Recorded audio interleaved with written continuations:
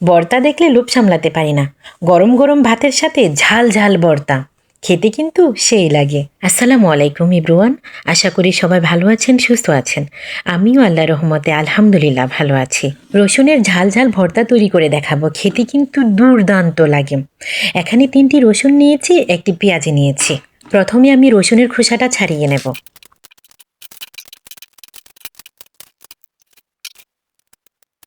রসুন এবং পেঁয়াজের খোসা ছাড়িয়ে নিয়েছি। এখন রসুনটাকে ভালো করে ধুয়ে পরিষ্কার করে নেব। কড়াইতে আমি দিয়ে দিলাম পরিমাণ মতো সরিষার তেল।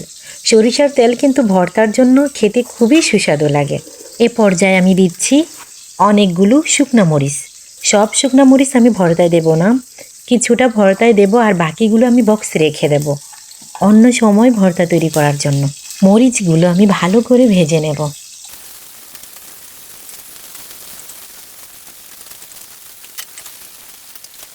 মরিচগুলো আমি ভালো করে ভেজে নিয়েছি, এবার উঠিয়ে নেব।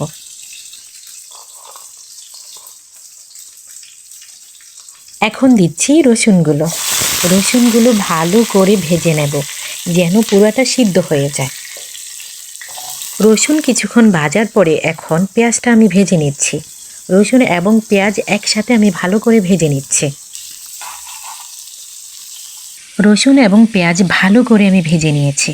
এখানে আমি নিয়েছি ভেজে রাখা রসুন এবং পেঁয়াজ, ধনিয়া পাতা কুচি, স্বাদ মতো লবণ, আর যে যতটুকু ভর্তার মধ্যে ঝাল খেতে পছন্দ করেন সেই অনুযায়ী শুকনা মরিচ দেবেন। আমিও আমার পরিমাণ মতো শুকনা মরিচ নিচ্ছি। মরিচগুলো আমি ভালো করে মথে নেব।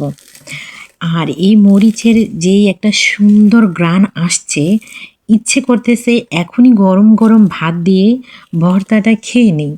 মরিচ ভাঙা হয়ে গেছে, এখন ধনিয়া পাতাটাও ভালো করে মথে নেব।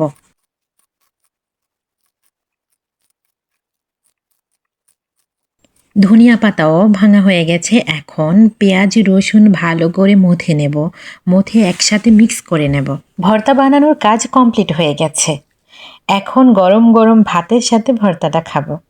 আমার ভিডিওটি যদি আপনাদের ভালো লেগে থাকে তাহলে অবশ্যই আমার চ্যানেলটি সাবস্ক্রাইব করবেন এবং ফেসবুক পেজটি ফলো রাখবেন। আজকে এই পর্যন্ত, সবাই ভালো থাকবেন, সুস্থ থাকবেন। আল্লাহ হাফেজ।